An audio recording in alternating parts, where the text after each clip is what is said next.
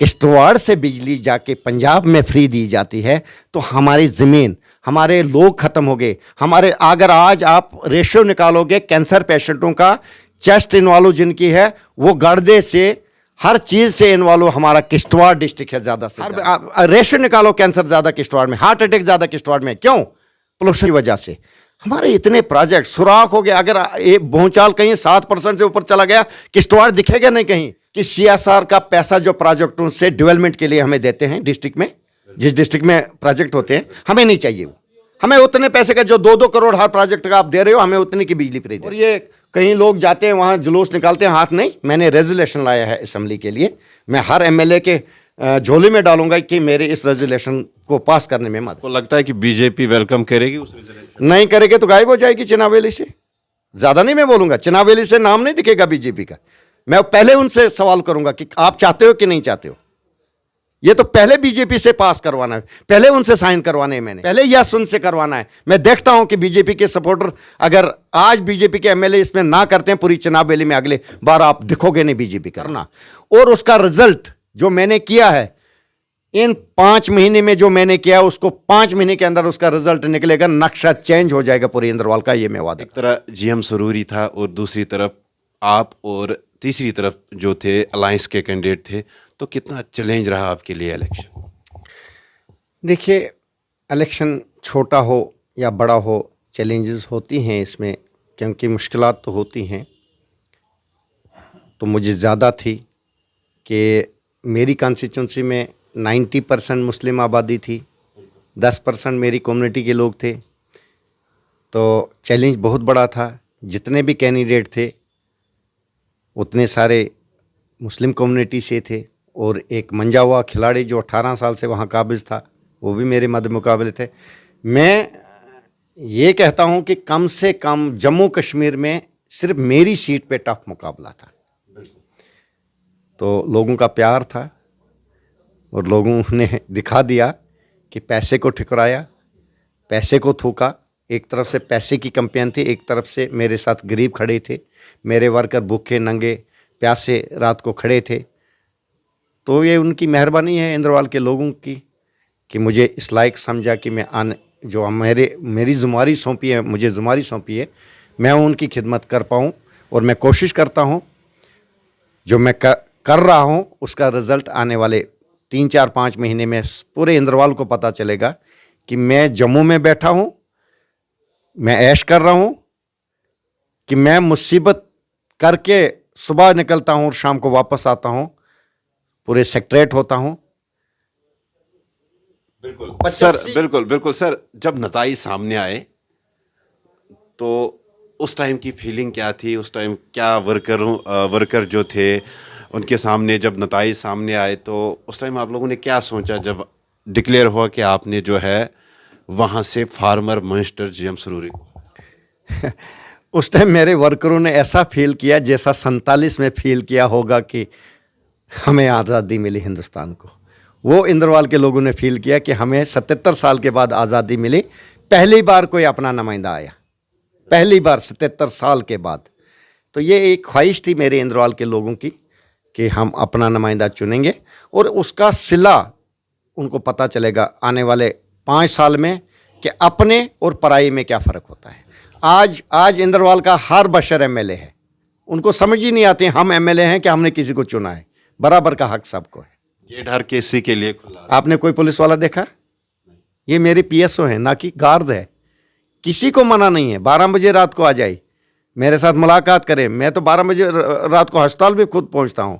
मैंने तो तब से इस वक्त तक कम से कम 25 से 30 डेड बॉडियां अपने खर्चे पे लोगों की भेजी।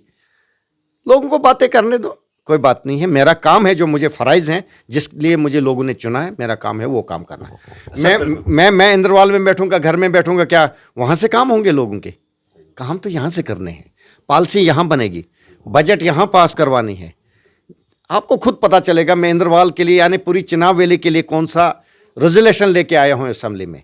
मैं बेरोजगारों के लिए, डेली वेजरों के लिए कौन सा रेजोल्यूशन लेके आया हूँ असेंबली में। वो सबको, मीडिया वालों को मेरी तरफ से दावत है, असेंबली में रहिए और मेरे रेजोल्यूशन जब भी बहस होगी तब आप देखिए कि मैंने क्या क्या लाया है। सर सुनने में आ रहा है कि चिनाब वैली जो है इसको एक रिप्रेजेंटेशन इस गवर्नमेंट पे मिलने वाली है।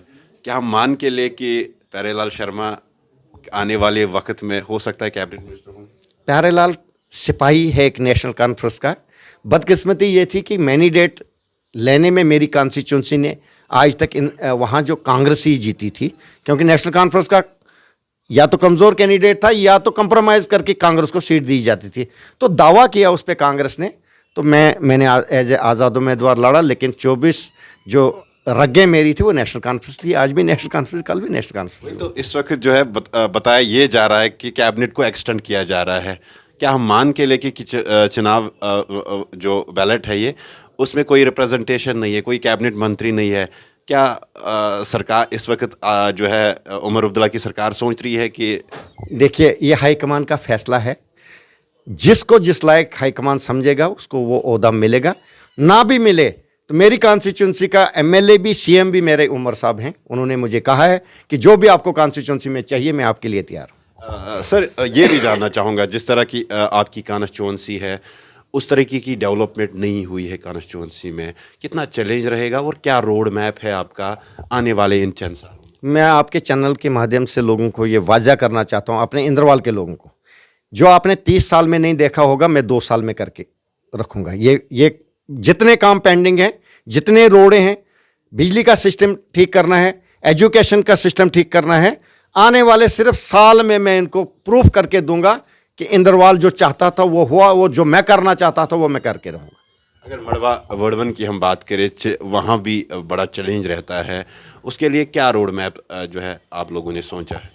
देखिए जी, मड़वा वार्ड 1 के लिए सबसे बड़ी खुशकिस्मती ये है कि सबसे आते ही पहले मेरे सीएम साहब ने 68 करोड़ रुपया बिजली के लिए दिया।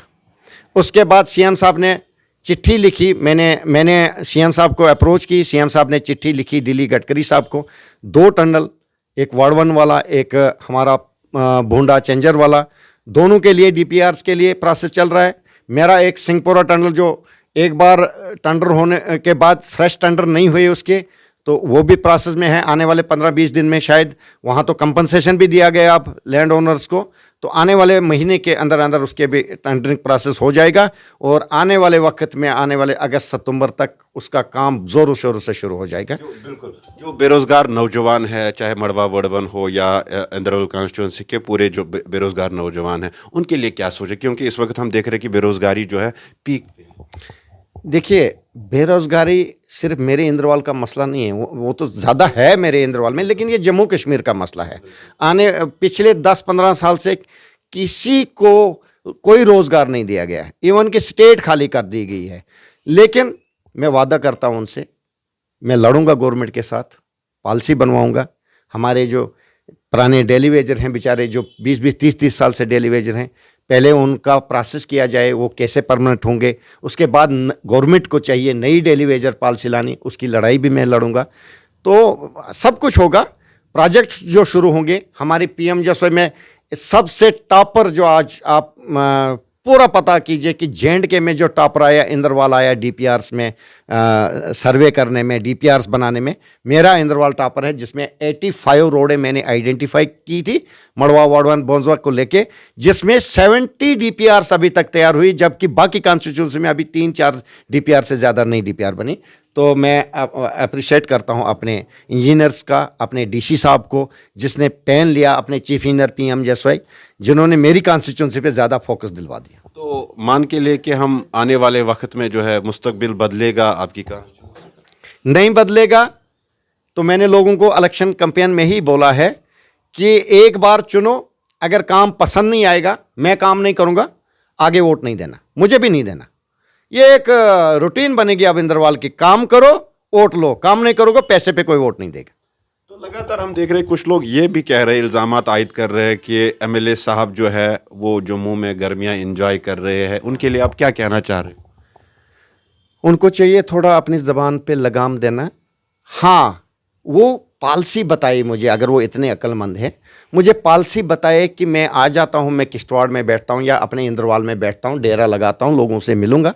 अगर उनके मसले वहाँ से हल होते हैं, सेक्रेटरीट से नहीं होंगे, मंत्रालय से नहीं होंगे, मेरे वहां बैठने से होंगे, वो मुझे पॉलिसी बताए, मैं वादा करता हूं उनको, कल मैं शिफ्ट हो जाऊंगा, अपने इंद्रवाल में बैठूंगा और ऐश करूंगा, अपने वहां फैमिली में बैठूंगा, घर का खाना खाऊंगा। यहां तो कहीं खाना भी नसीब नहीं होता है मुझे। उन लोगों को बातें करने दो, करते रहें। मुझे मुझे मुझे उनसे लेनी देनी नहीं है। मुझे जो लोगों ने जिस लिए मुझे चुना है, मेरा काम है वो काम करना, और उसका रिजल्ट जो मैंने किया है इन 5 महीने में, जो मैंने किया उसको 5 महीने के अंदर उसका रिजल्ट निकलेगा, नक्शा चेंज हो जाएगा पूरे इंद्रवाल का, ये मैं वादा करता हूं। कुछ लोग ये भी कह रहे हैं कि जो काम वहाँ पे हुए हैं, चाहे मड़वा बर्बन हो या इंदरवल हो, पिछले चंद सालों से जो प्रोसेस में थे वो काम, चाहे बिजली की हम बात करें, कुछ लोग कह रहे हैं ये सेंटर का प्रोजेक्ट है, तो हमारी काविशों की वजह से ये चीज़ें हुई है। की होगी कोशिश।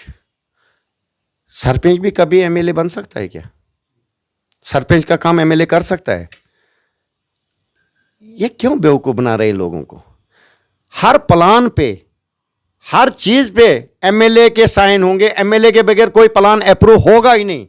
तो वो कौन होता है? पंच, सरपंच या हो या कोई डीडीसी या बीडीसी, मैं नहीं जानता हूं कौन होते हैं कौन नहीं। ये मैंने, आप डीओ पढ़ो सोशल मीडिया में, आप मीडिया वाले हो ना, तो आपने कोई चीज देखी जिस पे सोशल मीडिया पे नहीं आया कि आज एमएलए ने टनल के बारे में ये लिखा सीएम साहब को, सीएम साहब ने जवाब दिया एमएलए को? आपने ये नहीं देखा कि चीफ इंजीनियर को कितनी डीओ लेटर लिखा through commissioner secretary MLA Indrawal ने कि इतनी 85 रोडें मुझे चाहिए, ये आइडेंटिफाई मैं कर रहा हूं, इनकी डीपीआरस दीजिए, इनको सैंक्शन कराइए। स्कूल बिल्डिंग 43 करोड़ का प्लान मैंने कल सीएम साहब की मीटिंग में, वो अंडर प्रोसेस है, प्लान मांगा हमसे। मैं सीएम साहब का बड़ा शुक्रगुजार हूं कि जो आज तक पैसा आया ही नहीं होता था कि एमएलए ने कौन सा प्लान देना है, आज सब एमएलए को सीएम साहब अपने साहब ने बिठा के प्लान बनवाता है कि आपने कौन कौन से काम रखे, मैं देखूंगा काम अच्छे हैं, गलत हैं, कोई गलत तो नहीं हो रहा। यही तो हो रहा था। मैं कहता हूं 43 करोड़ रुपए अगर हर साल 5 साल में मिलेंगे मुझे, तो सोने की चिड़िया मेरा इंद्रवाल बनेगा। मैं वादा करता हूं हर 1 साल के अंदर अंदर पूरे बिजली का सिस्टम में पूरे इंद्रवाल में चेंज करूंगा। कहीं पुरानी पोल, कहीं पुराना तार, कहीं कुछ नहीं रहेगा। मैं सब चेंज करने वाला हूं। तो एक आखिरी सवाल मेरा आपसे ये रहेगा, किश्तवाड़ के अंदर फ्री बिजली को लेके जो है कुछ लोगों के खिलाफ एफआईआर भी लगी है, और पावर प्रोजेक्ट्स का हब माना जा रहा है इस वक्त वो इलाका, मगर वहाँ के लोगों की देना डिमांड ये थी कि बिजली जो है वो हमें जो है मुफ्त मिलनी चाहिए। अब स्मार्ट मीटर्स को लेके जो है वहाँ पे जो है हंगामा भी देखने को, उस पर आपका क्या कहना है? देखो जी, जिनके ऊपर एफआईआर लगी है, मैं मजम्मत करता हूँ इस चीज़ की। ये हमारा हक है। वैसे मैंने ये एक ही बात बोलूँगा कि ये रेजोल्यूशन मैंने असम्बली के लिए लाया है कि हमें चिनाब वैली में जो 5 प्राइवेट प्रोजेक्ट हैं उनमें से फ्री बिजली मिलनी चाहिए। ये रेजोल्यूशन मैंने असम्बली के लिए लाया है और मैं उनके साथ खड़ा हूँ। हमें चाहिए अपना हक। अगर किश्तवाड़ से बिजली जाके पंजाब में फ्री दी जाती है तो हमारी ज़मीन, हमारे लोग ख़त्म हो गए। हमारे, अगर आज आप रेशियो निकालोगे कैंसर पेशेंटों का, चेस्ट इन्वॉल्व जिनकी है, वो गर्दे से, हर चीज़ से इन्वॉल्व हमारा किश्तवाड़ डिस्ट्रिक्ट है ज़्यादा से ज़्यादा। हर रेशियो निकालो, कैंसर ज़्यादा किश्तवाड़ में, हार्ट अटैक ज़्यादा किश्तवाड़ में। क्यों? पोल्यूशन की वजह से। हमारे इतने प्रोजेक्ट सुराख हो गए। अगर भूचाल कहीं 7% से ऊपर चला गया, किश्तवाड़ दिखेगा नहीं कहीं, तो हम क्यों दें अपनी बिजली? हाँ, हमें दें। हमें, मेरी डिमांड है कि सीएसआर का पैसा जो प्रोजेक्टों से डेवलपमेंट के लिए हमें देते हैं डिस्ट्रिक्ट में, जिस डिस्ट्रिक्ट में प्रोजेक्ट होते हैं, हमें नहीं चाहिए वो। हमें उतने पैसे का जो 2-2 करोड़ हर प्रोजेक्ट का आप दे रहे हो, हमें उतनी की बिजली फ्री दे दो। मैं उसके साथ खड़ा हूँ। मैं ये लड़ाई लड़ूंगा और मैं इस लड़ाई में उनके साथ खड़ा हूँ। और ये कहीं लोग जाते हैं वहाँ जुलूस निकालते हैं, हाथ नहीं। मैंने रेजोल्यूशन लाया है असम्बली के लिए। मैं हर एमएलए के झोले में डालूंगा कि मेरे इस रेजोल्यूशन को पास करने में मदद कीजिए। क्या आपको लगता है कि बीजेपी वेलकम करेगी उस रेजोल्यूशन? नहीं करेगी तो गायब हो जाएगी चिनावेली से। ज़्यादा नहीं मैं बोलूँगा, चिनावेली से नाम नहीं दिखेगा बीजेपी का। मैं पहले उनसे सवाल करूंगा कि आप चाहते हो कि नहीं चाहते हो। ये तो पहले बीजेपी से पास करवाना है, पहले उनसे साइन करवाने हैं। मैंने पहले यस उनसे करवाना है। मैं देखता हूं कि बीजेपी के सपोर्टर, अगर आज बीजेपी के एमएलए इसमें ना करते हैं, पूरी चिनाब वैली में अगले बार आप दिखोगे नहीं बीजेपी का नाम।